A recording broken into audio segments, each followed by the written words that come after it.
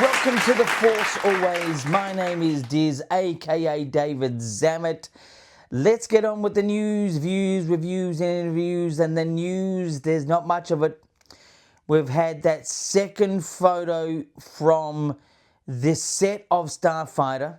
That's right, the set of Starfighter, Star Wars Starfighter, which is set to come out in May 2027. It's the photo with Ryan Gosling and the little kid. I can never remember his name. With an ocean background. There hasn't been over favourable comments about this. People referring to it as Waterworld. I mean, it doesn't matter. Personally, I think, just to add to the opinion in this news a little, which I don't want to do too much right now, but I think it has subtle hints of modern youth future to it. I think the photo looks good. It's very early for these type of photos right now when it's just under 2 years away, but it looks good. Anyway, so it's pretty much the news. It's the only thing happening. The only other news coming from Melbourne, Australia. That's Melbourne, Australia. We have our football, as you would say, finals on at the moment, and it's a very big deal in this part of the world. And without being too much elaborate in this, because this is a Star Wars show, it is a big time right now. It's the week before the big grand final. In some respects, this is sort of like the week before the Super Bowl, if you're from America. This is sort of, the climax to the EPL in a way, the winning team at the end of the season. But so this is the week before the one, so we're sort of a bit in footy mode here. Don't worry about the teams. If you like footy, just check it out somewhere. AFL, it's AFL, but anyway, that's my sort of thing. Anyway, let's get on with the views. Views is my story idea, which doesn't mean Star Wars needs my story idea, or we need to sort of say, well, my story idea is better than your story idea, and we should just, work with that and override whatever business, whatever companies owning Star Wars and saying they're wrong, we're right, whatever. No, it's just a bit of fun from my behalf to give you a story idea. And let's refer to the actual photo, the photo we got yesterday for Starfighter. So far, it's looking good. I love the messy look to the photo, and especially the other photo it still had a really messy type look with a subtleness of Star Wars modern feel to it. I think it's there, but a lot of people may not. But I'm really wanting to inject my idea. This is a story idea for the whole Starfighter. It needs to be a real, not a thriller, but the type of action that is about velocity. Now, the best way to compare this is the velocity of the latest Top Gun we got, that sort of feel, that sort of impactful feel to the look of the film. Not just the look, but to add to the story, it needs to be a thriller, but it needs to have that sort of, you feel like you're in the movie, like going on for that ride.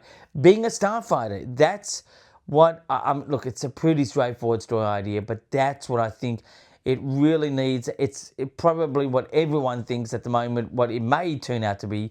But yeah, I think that's what I think should be. It should have a generalized sort of feel like Top Gun Maverick, and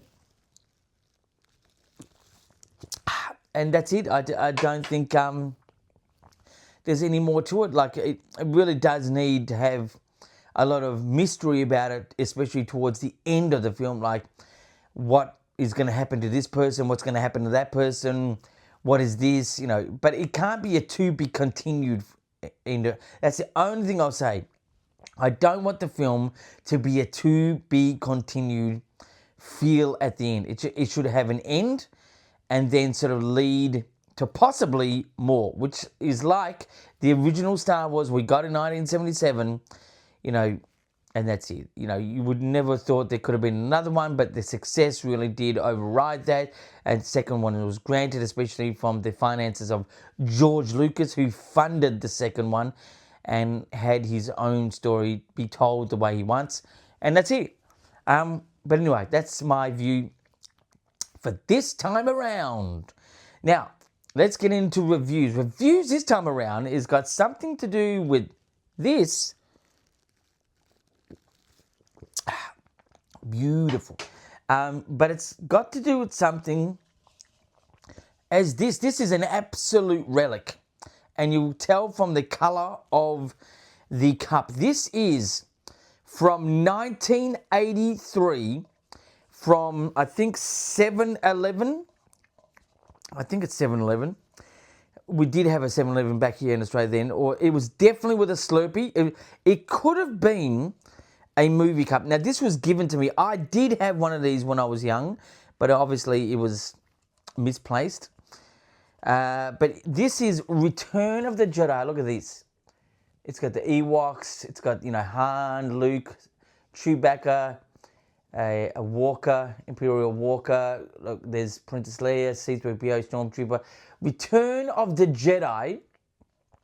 Coca-Cola filled this. It is got a really musty yellow look now because this is old.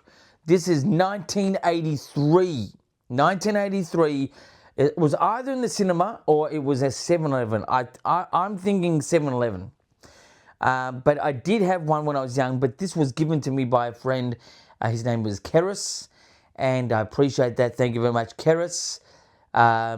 This is a prized possession. I don't know if I'm going to give it 10 out of 10. I give it as a relic 10 out of 10, but the actual piece, I would say 8 out of 10. Return of the Jedi was my favourite in that trilogy. If you're going to really pin it down, you know, that and A New Hope was probably the firm favourites. You've got to understand, again, I've said this a couple of times, Empire Strikes Back, when it first came out in 1980, for a kid, was boring as hell. It was really slow. It was like, you know, nothing exciting. And it's strange because it's actually one of the most beloved ones by the hardcore fans. But that was as a kid. At that time, I would have been 8 years old. So still before my time in the, you know, the demographic age, as George Lucas has put, which was technically for 12-year-olds, 12, 13-year-old kids. And I mean kids, not just boys, but girls as well, anyone.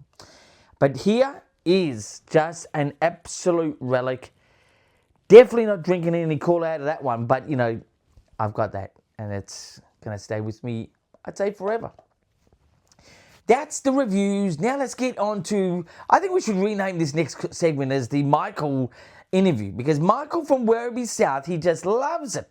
He just loves this show. Michael from Werribee South, my God. He's probably watching me on his big TV right now with the blue background. Is that right?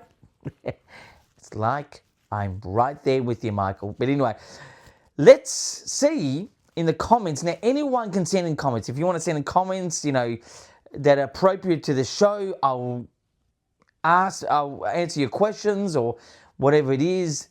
Please send me likes, dislikes, well, not dislikes, but send me likes. If you want to dislike it, it's up to you. But, you know, here's the comment, here's the interview, and it's me, and it's pretty much Michael interviewing me from afar, and you'll one day get to meet this guy, but at the moment, zero. But anyway, Michael says, let me read this. In universe, if Jar Jar Binks hadn't been born, will Palpatine's plan create the Empire would the Palpatine's plan to create the Empire have succeeded? If Jar Jar Binks hadn't been born, would Palpatine's plan to create the Empire have succeeded?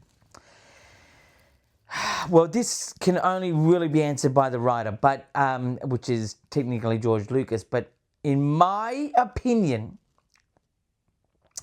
Jar Jar Binks, if he was not born, would not have much to the outcome of Palpatine's plan. He was sort of in a significant part of the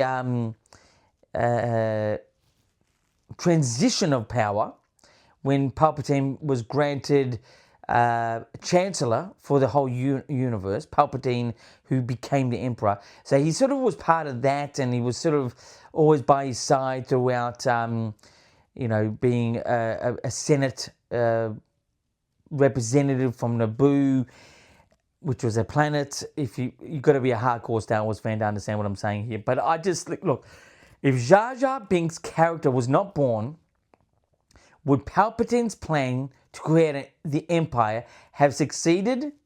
I think it still would have succeeded. To answer that, Palpatine's plan to rule the universe under his empire would have succeeded. His manipulation and power was just too strong for what technically you would know as just a regular living organism, which was Jar Jar Binks. Love him or hate him. I thought he was fine. Anyway, let's get on with the next question from Michael from Werribee South. Did the Clone Wars TV show actually save the prequel trilogy? This is an interesting question because the Clone Wars really was technically highlighted in Episode 2, Attack of the Clones. Now, that is probably one of the most disliked films of the cinematic movies of Star Wars. Episode 2, Attack of the Clones, which is where it sort of, fundamentally began. It was talked about by Obi-Wan Kenobi in the original film, and we're all always wondering what it was like. But that film, in my opinion, the first half of that film was a bit of a hard watch. Second half, the point where Obi-Wan meets Jango Fett on the Kamino planet. And just as a fun fact, Kamino is actually the name of an island in Europe. Actually, it's the middle island in Malta. There's a fun fact for you, and Marco would love that one. Kamino is an island in Malta, but Kamino was a planet in Star Wars Attack of the Clones. And I think the Clone Wars TV show saved a lot of the intrigue and interesting parts to build upon for the hardcore Star Wars fan. When I started watching the Clone Wars, I didn't know what to make of it. At that point, I was not in the rhythm of, okay, this is actually a part of the storyline. It was a little bit lost with me at that point. But then I sort of got to get to know, obviously it's called the Clone Wars. You would think it's about that, but I thought it was more descriptive points rather than a continuous timeline. That's when it first came out, which was around, I think, 20 years ago now. Around 20 years ago. And more than 20 years ago, I think now. So it did save it for the hardcore Star Wars fans because the Clone Wars was very popular, especially at the Orlando Star Wars celebration. People loved it. People went to that panel big time. And I was really intrigued in how many Star Wars fans loved it. I thought they'd just really think it's not that good, but people really love the Clone Wars. And to be honest, there's a couple of episodes, iconic episodes in storytelling within the Clone Wars. One of them being when Ahsoka, which is part of a live-action TV series coming to that is on Disney Plus, which season 1 is available. Season 2 will be coming out next year. But when Ahsoka walked away from the Jedi Order, that was an impactful moment in storytelling for Star Wars. It was amazing. It was really good. And then the look of Ahsoka, in my opinion, and probably to a lot of people, began to look really good. Because too much colours, I thought, with Ahsoka. But she toned it down and it was good. Anyway, that's the answer to the question. I think the TV show did save the prequel trilogy to a point. But we're now dealing with people who grew up with the prequel trilogy from that generation who just love it like it's God's gift. For me, I accept it for what it is and I still enjoyed it.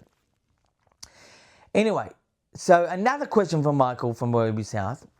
Does the survival of other Jedi like Ezra take some of the significance away from Luke's story in the original trilogy? That's a really good question.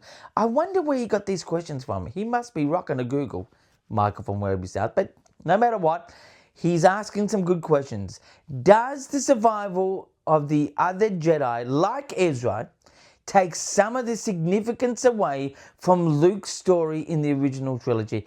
I reckon personally it does. It takes it away because at this point we're all thinking that Luke is on his own. You know, we had Obi-Wan Kenobi, but he was the only one. You know, technically this is what we all thought it to be. But in such a vast universe, I think we all should expect that there should be, you know, pinpoints of people scattered across the universe. But it does take it away a little because it's been revealed to us. But at the same time, it's good to explore it to be, you know, another form of events within Star Wars at the same time. I like Ezra. I think he's good. I love Luke Skywalker. He's great. It does sort of take away a bit of the significance of Luke Skywalker at that time. But that's my opinion. That's what I think. But don't get me wrong. I love Ezra and I love that these are the Jedi. Contradictory as it sounds, I do like it. Anyway, so really that is the Star Wars show that I call The Force Always. Not just call it The Force Always. The Force Always actually is about being the Force Always. As you can see, my numbers are not great, but I am the Force Always. I will just keep rocking as the Force Always. Speaking of keep rocking, until next time, my friends, keep rocking.